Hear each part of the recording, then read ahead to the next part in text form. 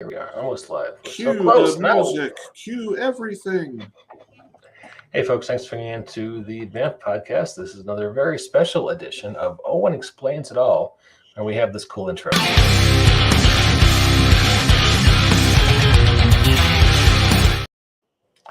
If that makes you want to grow your mullet back out and throw the devil's horns, that's okay, because Owen KC Stephens is here to rock us with his insights into the OGL, because there's been some small controversy lately. Wouldn't you say, Owen? I mean, what there's been is a tempest in a teapot, and so to strain the analogy way past the breaking point, Wizards of the Coast decided to put some more extra tea bags in the teapot to quell the tempest, and some people are quelled and others aren't. And we really don't have enough information about what they're talking about to have a decent reaction. But we can certainly go over it and tell people what they ought to think. Can you set the story for us? Because maybe some of our viewers haven't. Maybe they've been busy with holiday stuff. So I'll start with the short version, because this is literally a tale nearly a quarter century in the making. The super short version is that 5th edition D&D released part of its rule set under a system resource document that was made available through a thing called the Open Gaming License. And they absolutely did not release everything, but they released enough of a framework that if you wanted to follow the rules of the OGL, the Open Gaming License, and release your own classes, release your own adventures, release your own monsters, you could do that using the system they'd set up. Now, they've announced earlier this year that they are going to be going to 1D&D, which they say will be 5e compatible. They don't really define exactly what 5e compatible means. So that's one whole block of things that people need to worry about. And there was concern that hi, Liz. Liz knows more about this than I do, so I'm thrilled that she's listening intently. There was concern that 1D&D, the next iteration of the supposedly current rule set, would not be released under the or a Open Gaming License. And there are currently 2 Wizards of the Coast copywritten Open Gaming Licenses. There's version 1.0 and version 1.0a, and both of them basically have the same set of rules.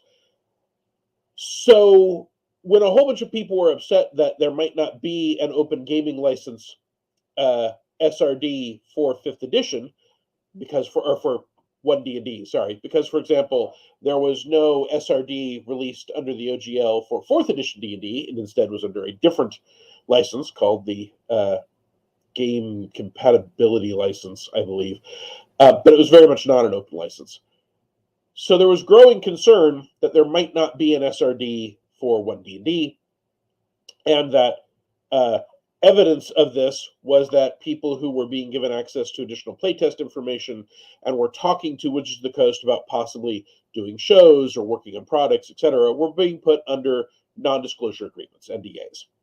And therefore, they couldn't talk about whatever the plan was for the next OGL, or lack thereof, SRD. Now, being under an NDA is normal at GSL, Game System License. See, I told you Liz knew more than I did. Hi, Dustin.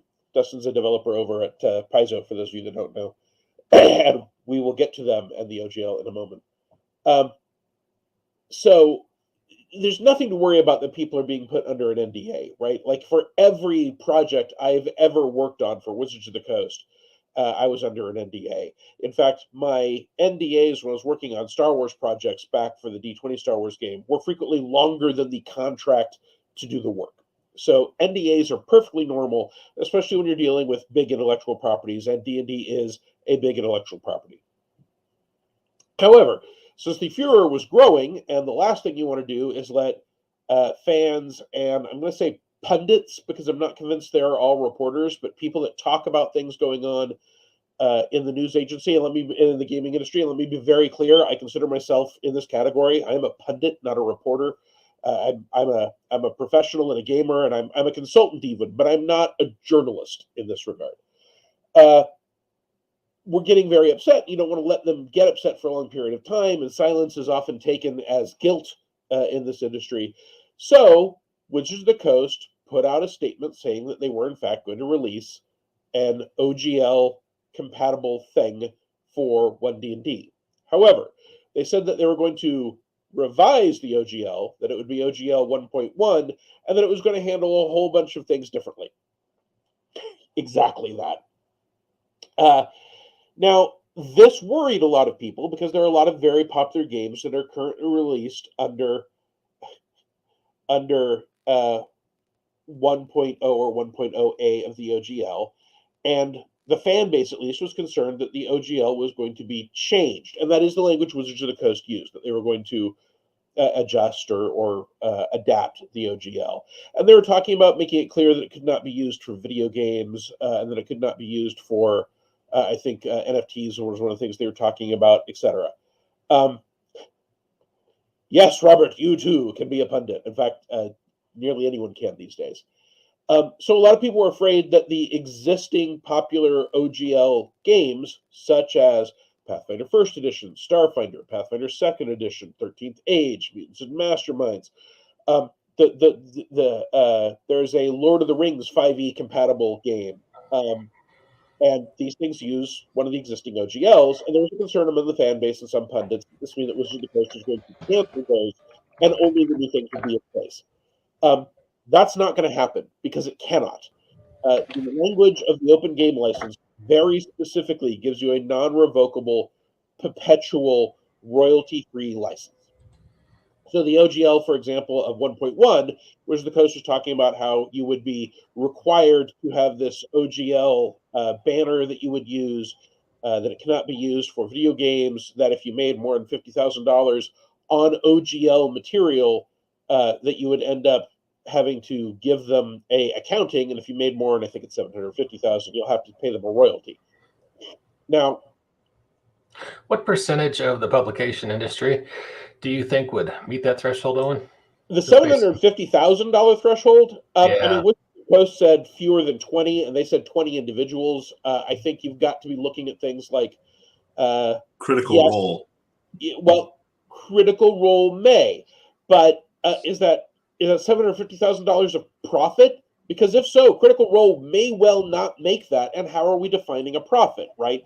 If there are 12 people involved and we are all getting shares of the income, and that is defined as a salary, then that money isn't a profit, it is an expense.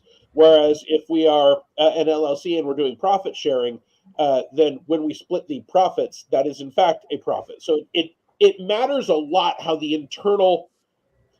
Yes, Robert, some people make money in the RPG industry.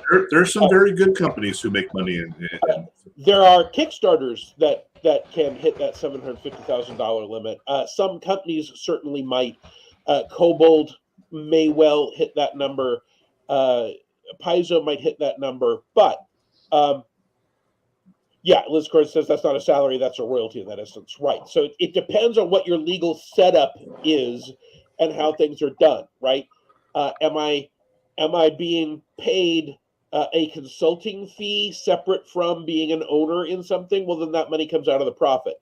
Am I part owner and I'm getting a royalty? Well, then that royalty is considered to be from the profit, etc. There's some very careful accounting questions that have to be made. But the number of people that hit that $50,000 threshold, where they are requiring you to give them an accounting, that is a much larger number. There have been years, I happened to check recently, there have been 2 years where I made $50,000 or more of profit on OGL materials because that was the majority of what I was using to pay my bills. Christopher Bredenstein, and I hope I'm pronouncing that correctly, how many OGL content Kickstarters have hit that number in the past? Well, again, that's going to depend a lot on what we mean by that number, because if a Kickstarter hits $750,000 even, one presumes that that's not all profit, right? They're paying for printing, they're paying for writing, they're paying for art. I would guess that no OGL Kickstarter has made a $750,000 profit, although I'm only guessing. But there are absolutely OGL things that have hit the $750,000 total income level. And there probably are some that have had to hit a $50,000 profit, although, again, there are people that have made $750,000 on a Kickstarter as income that came in, gross, whose net was a loss. So it's going to be very, very interesting to see when this final OGL 1.1 comes out, what it says about what they're calling a profit and what mechanism they are going to have in place. If someone has a $2 million Kickstarter and they go to those people and say, hey, you've got to give us an accounting, and they say, no, we didn't make a $50,000 profit. Yeah, shipping fees is an excellent example. And so what will Wizards of the Coast then do? But all of those details, all of those things that we have seen them talking about for the OGL 1.1, we don't have the details on any of that.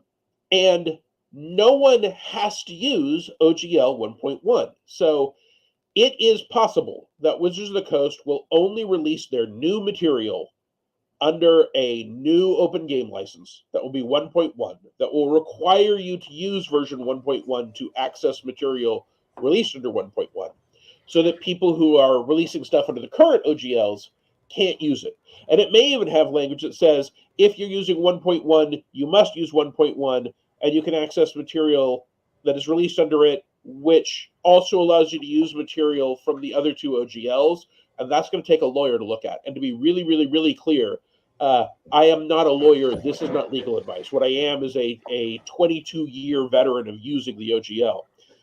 Liz asks, will Wizards of the Coast demand private financials of a company using the new OGL?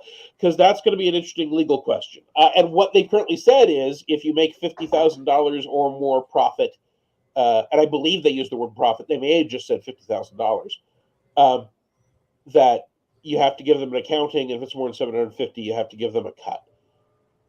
It is going to be interesting, and they have not indicated anything about what the mechanism is going to be. We don't have the text of the new OGL, but none of this impacts people that only want to use the old material, right? Paizo has both Starfinder and Pathfinder 2nd Edition, and for that matter, Pathfinder 1st Edition, which they're still selling PDFs and pocket editions of, under the OGL. I believe they're all under version 1.0A, and they don't need any new content from Wizards of the Coast. Yes, if something really neat came along, they might go, hey, that's a really neat idea, let's adapt it, but they haven't been. Now, Paizo has released a few 5th edition compatible products. That is, I think, a really smart way for them to bring people into their world and their adventures, because that's what they're really known for. Liz, unless they demand a contract from publishers for using the new OGL, I can't see how that would be enforceable. Enforcement and exactly how they want it to work is one of the interesting questions that is unanswered. And until we have those answers, I don't think there's any point in freaking out about it. Now, this may be aimed kind of directly at people who want to do D&D compatible content that is clearly using the current rules and are streaming or releasing material in an electronic format. And that includes virtual tabletops, right? It looks like Wizards of the Coast intends to have their own exclusive virtual tabletop. And it would surprise me not a whit if they want to make sure that none of their new material can be on anyone else's virtual tabletop. But the original purpose of the OGL was to allow fans to make content and to allow publishers really originally to write adventures. That was the main hope. But that it would drive people to adapt that game system. And interestingly, the original idea was that it would drive everyone to the D20 system, and that there would be a lower level of buy-in to understand any other game system. And now it is in many ways used to support different systems that are similar, but do have a fair amount of learning curve if you want to go from one to another. If you learn RPGs through Pathfinder 2nd Edition and you want to go to 5th Edition, some of the basics are the same, but there are some important distinctions. If you learn RPGs through Mutants and Masterminds, any of the 3 editions that are currently out, and you want to go to currently 5th Edition D&D, there's a learning curve there that is probably as great as going to some non-OGL RPGs going over to it. Maybe about the same as like doing any of the RuneQuest / Call of Cthulhu systems, which are percentile instead of D20. But, once you have the core concept of, I've got some successes, I roll, I see how I do, hooking that to a different die system is not that big a deal. Robert Cathy says, I'm wondering if they'll try to use the new OGL to force third-party publishers to have to publish their products through D&D Beyond or whatever the one D&D hub ends up being. We don't know. They currently are making a ton of money on the Dungeon Masters Guild, which does not use the OGL. It has its own license entirely. And those people are subject to whatever D&D decides to do with that license. And D&D and One Bookshelf, the company that actually hosts it, get a 50% cut. So OGL 1.1 will not need to have any impact on what people in the Dungeon Masters Guild are doing, but the people in the Dungeon Masters Guild also have no protection for using OGL 1.0 or 1.0A. Now, the question of what would happen if Wizards of the Coast made a version of the OGL that people didn't like is something that came up way back in 2004. And it actually came up before that. And this is just as the D20 boom started to bust. And Wizards of the Coast put up a frequently asked questions page about how to use the OGL. And it specifically says, if we make a new version and you don't like it, people can just stick to using the old version. Now, you have to go to the Wayback Machine to find that anymore, but it's a link that I gave to Mike. It'll be in the notes for the show. I heartily recommend anyone who's thinking of using the OGL. I mean, first of all, read it. And I know that sounds self-evident, but I have, as a consultant, been paid $200 an hour to watch someone read the OGL because they asked me a question, the OGL answers, and I'm like, that's in this section. Go read it. 2, go to that frequently asked questions page, bookmark it, copy it, make sure you've got it. The Wayback Machine has it. It's out there. It won't go away. Liz writes, it's always been a problem with the OGL, though. There has never been a one true way to get clarification on the license. Watsy's never been in the position of answering questions about the OGL. GSL, I don't know. I didn't deal with that. Once the genie's out of the bottle, how do you get it back in? I mean, they did, as I say, have this one 2004 frequently asked questions. You have to go to the Wayback Machine. But no, they don't have an ongoing foundation that answers it. There was at one point the Open Gaming Foundation. As far as I can tell, it no longer exists. And I don't know that it was ever binding or authoritative.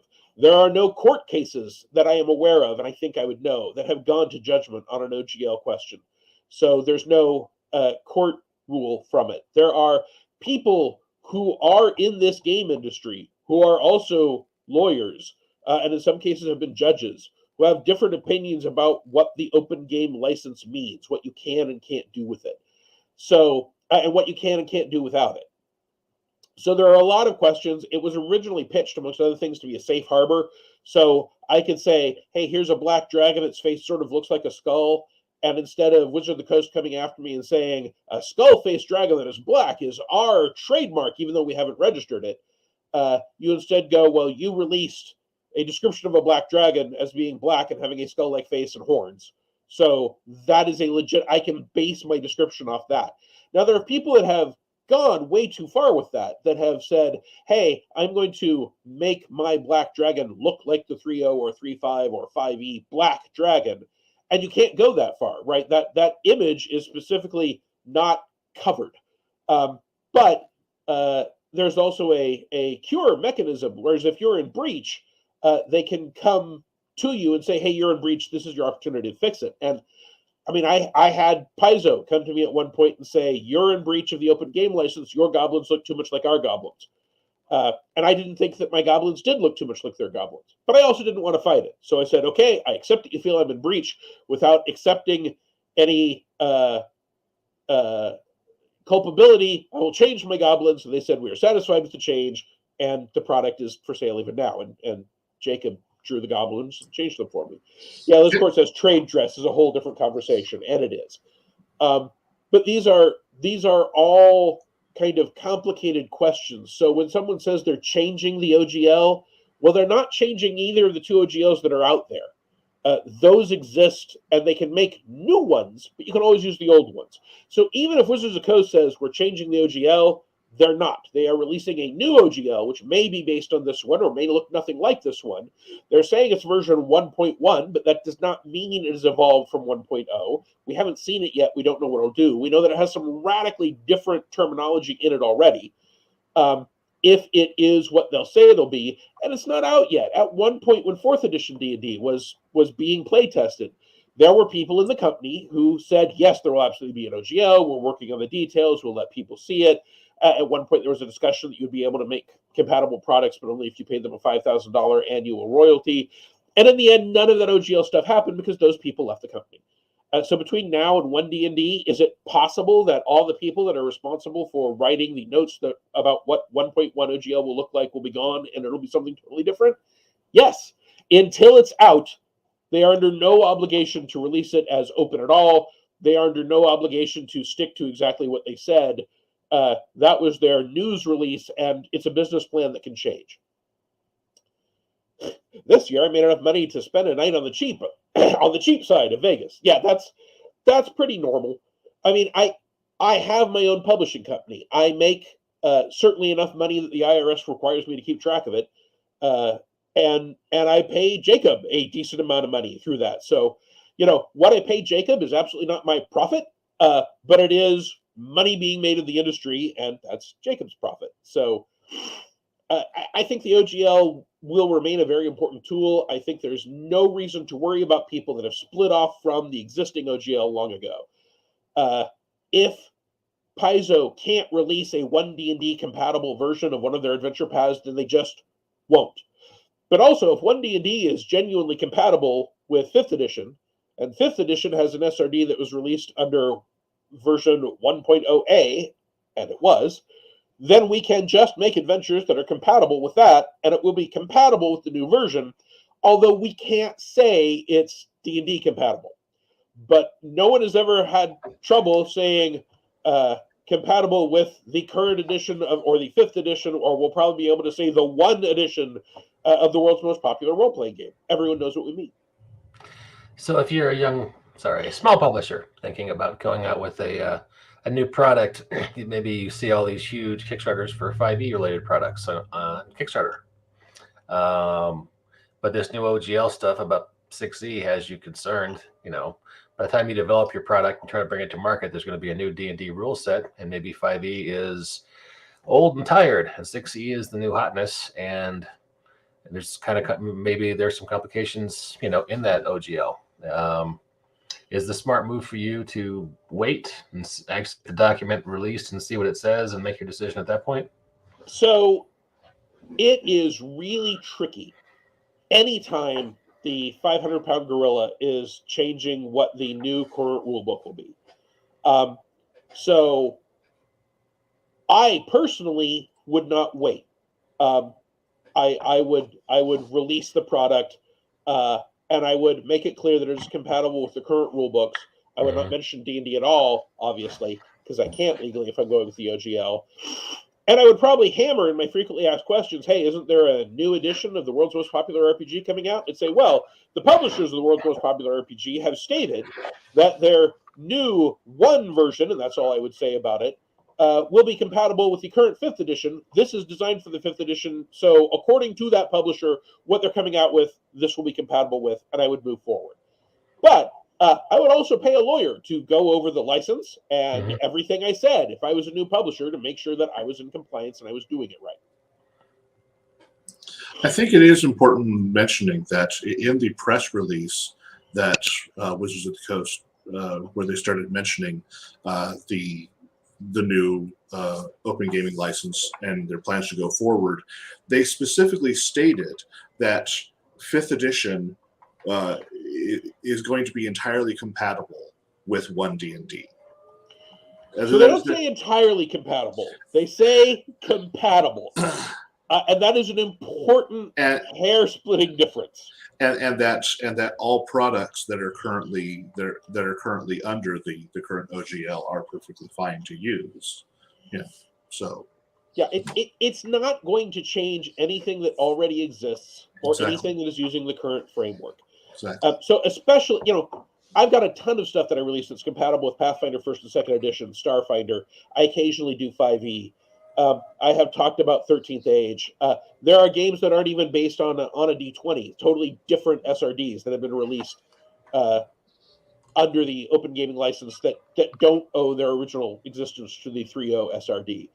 But for example, Evil Genius Games now has for sale over on Drive-Thru Everyday Heroes, which is a effort to make a modern RPG, the spiritual successor of D20 Modern, that is 5e compatible.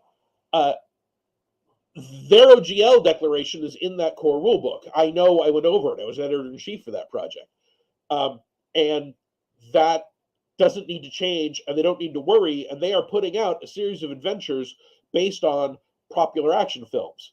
They already have The Crow is already out, and Escape from New York, I believe, is the other one that's already out. No one's going to try and look at that and say, oh, I should run Escape from New York right after Tome of Horror in 1D&D Next. And I say no one. Obviously, I'm wrong. Someone, I'm sure, will do that.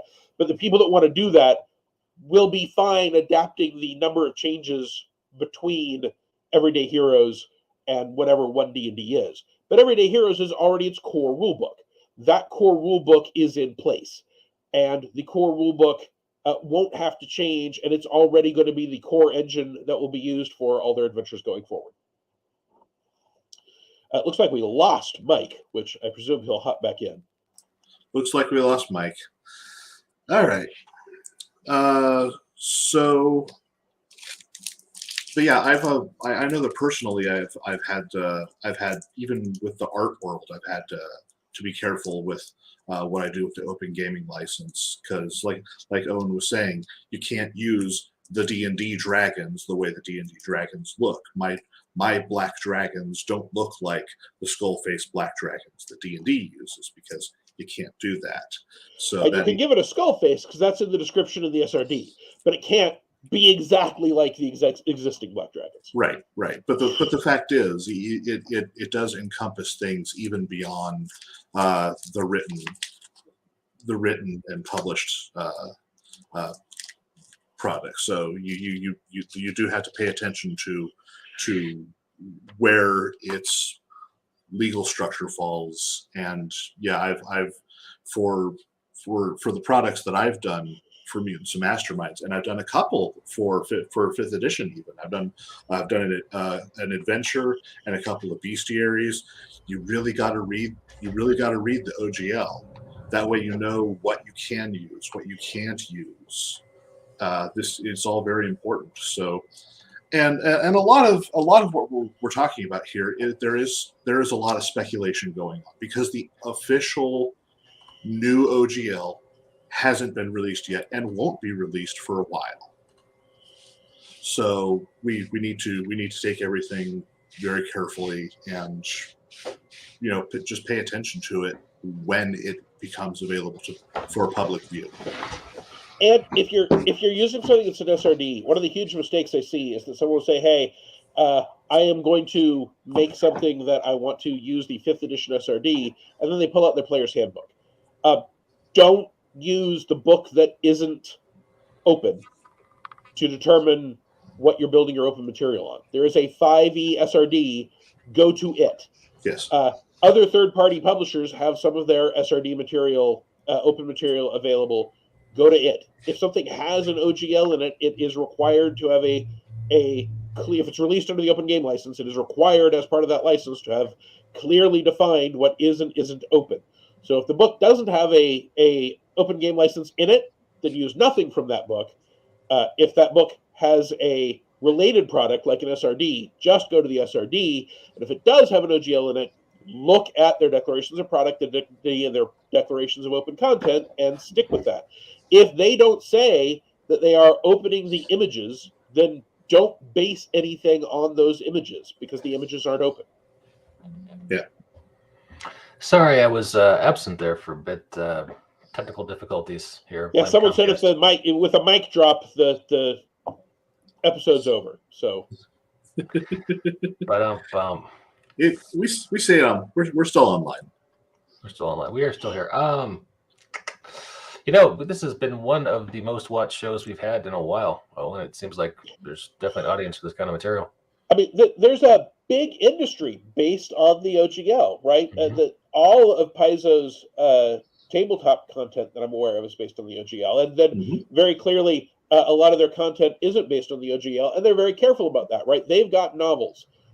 in their novels, they don't use the names of anything from the system resource document that is not also in the public domain, right? So they'll say goblins because goblins are in the section 15, my favorite part of the OGL. Yeah. Liz, tiefling, for example. They don't say tiefling because tiefling is not a generic public domain real world term. It dates back to the SRD, and they don't want to release their novels with an open game license in it. So they will say something out like, fiend tainted or whatever. Devil blooded.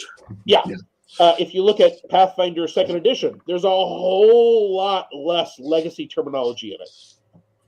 Liz specifically says they use Hellspawn instead. Right. Christopher says, if the new OGL were expanded to cover more things, are there any things that can't be covered by this new license? I've heard certain things aren't covered and can never be covered by copyright. So, when you use the open game license, you are accepting its terms in return for getting to use existing open content. So, you cannot, for example, copyright a game mechanic. But you can copyright the exact expression of a game mechanic. So if I say, in this game, to see if you succeed, you roll a d20, and if you roll an 11 or better, you automatically succeed. I can't copyright that idea, but I can copyright that sentence. Now, that sentence is a super short snippet. It probably wouldn't survive copyright by itself. But if I put that under an OGL, and someone else comes along and uses the material from that OGL, they are agreeing to use those terms in supersedence of the normal limitations of trademark and copyright. So, for example, one of the things that the OGL says is that you cannot indicate compatibility or mention by name other trademarks. Normally, there are circumstances where you certainly can do that, where you can say something like, more popular than the flavor of Coke, or compatible with the Monopoly role-playing game, where you're not trying to confuse the consumer, where you're not trying to make it look like this is Coke. If you say, this tastes better than Coke or Pepsi, it's pretty clear that it's not Coke or Pepsi. There is the deep pockets effect that if you annoy Coca-Cola or PepsiCo, they've got more money than you, and even if you are 100% in the right, they can quite possibly tie you up in litigation until you're bankrupt. You don't, for civil suits, in America, you do not get free counsel. Liz mentions you can't copyright mythological creatures, just a representation of those creatures. See Thor. So I can put Thor in my game, but if Thor looks like Marvel Comics Thor, or has a lot, Uru as a material is from Marvel Comics. It's not from mythology. Call of Cthulhu is Cthulhu in general is a great example of this, where there's a lot of stuff about Cthulhu, or Sherlock Holmes, or Tarzan that are in the public domain. But there's also a lot of stuff that isn't, and some of it is trademarked. Tarzan is a trademark of Edgar Rice Burroughs. But the first several Tarzan books are in the public domain, even in America, where we've got like this ridiculously long statement. So you could, and just a random example, I am working on taking the original Tarzan book and rewriting it so it never mentions Tarzan or any of the other trademark terms, and it won't claim to be a Tarzan book. I am literally rewriting it as a pastiche to make a point that I want to make with that novel. So, yes, Raleigh. So this is complicated stuff, and a lot of people get it wrong in their blogs and their $3 PDFs and their free fan releases. And no one cares because it's too small, and it would be playing whack-a-mole to catch them all. And legitimately, game designers are busy, so people working at Wizards of the Coast don't have time to look at every product in existence to see if any of them are a violation. But that means that you can't use the fact that someone else did something and got away with it as a reason to try and get away with it, because you never know when you were the mole that will in fact get whacked. And if your product hits it big, if you have a $400,000 Kickstarter, that is much more likely to attract attention. The Elder Sign, Star in the Middle, is copyrighted by Chaosium. Yeah, there are some things that have been described in various open products that the exact representation of them are in fact trademarked or copyrighted. And Liz was in charge of a Pathfinder compatibility licensing when she worked at Paizo, and it's one of the reasons why she knows more than I do about this stuff. We should have Liz on to talk about this. Liz, if you'd like to be on the show and talk about OGL next month, hit me up. Maybe we can make this a regular feature. Liz is an important person to know in the industry. Liz is an artist. Liz has worked at the OGL. Liz knows a certain amount about selling merch and has ways that she can help people with that. It's Dark Sun Studios. I encourage everyone who doesn't know Liz to get to know Liz. Cool. Well, hey, we have been chatting about this for about 40 minutes now. Should we go ahead and wrap it up, or is there anything else we want to cover before we do that? I would give people who are happy, since we have people watching, you've got, and Liz is going to school. People that have questions that are actually watching, you got one more shot to ask me something that you want clarification on. I strongly suspect that 1.1 is yes. designed to take new material and new presentation and the new books that will be coming out for 1D&D and make sure that people can't use them on their own virtual tabletop or their own for-profit streaming show without at least the opportunity that Wizards of the Coast gets a cut, and in some cases can't do it at all without a separate license. Mm-hmm.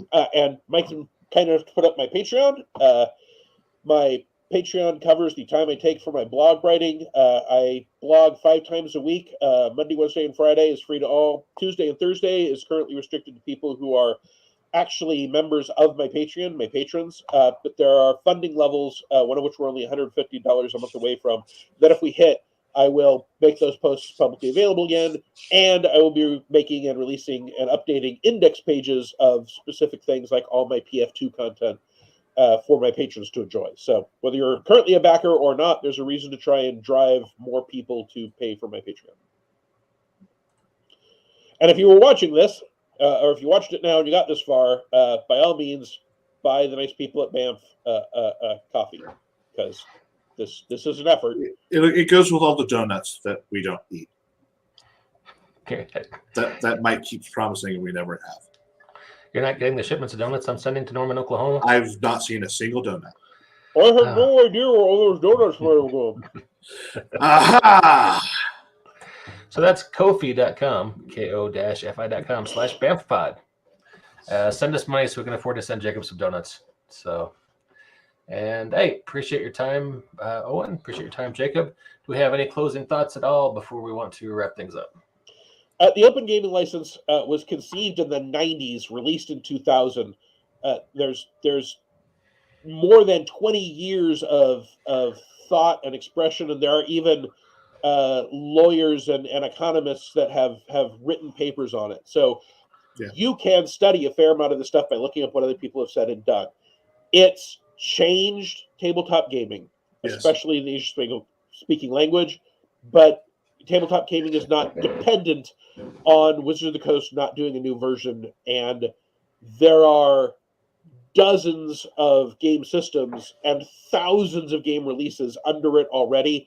That material is out there. People can take it, build off it, use it, and I think that is always going to be a great and weird thing that happened, that this corporation, because Hasbro already owned them at the time, made sure that the core of 1.5, I would now say 1 and 2 different halves of the most popular role-playing game in the world will always be available for people to take and build on and riff on in specific ways. And Liz, thank you so much. That's a very kind thing to have said. Also, hey, Ron Fraser, we have missed you in the comments, sir. Good to see you back. And if that is the end of it, let me play our cool musical intro as our musical outro. And thank you for tuning in to another thrilling episode of Owen Explains It All. And quick before he cuts us off, I'll say if you watch this or you were late and you have more questions that we didn't cover and you'd like to see us to do another one, poke Mike and tell him what the questions are. We can get together again. Yep. I'm easy to find on Twitter, or I'm Mike Laugh on Dice Camp on the other social media that's not run by a billionaire, or Facebook, Banff Podcast. So, all right, folks, we will see you next time. Take care.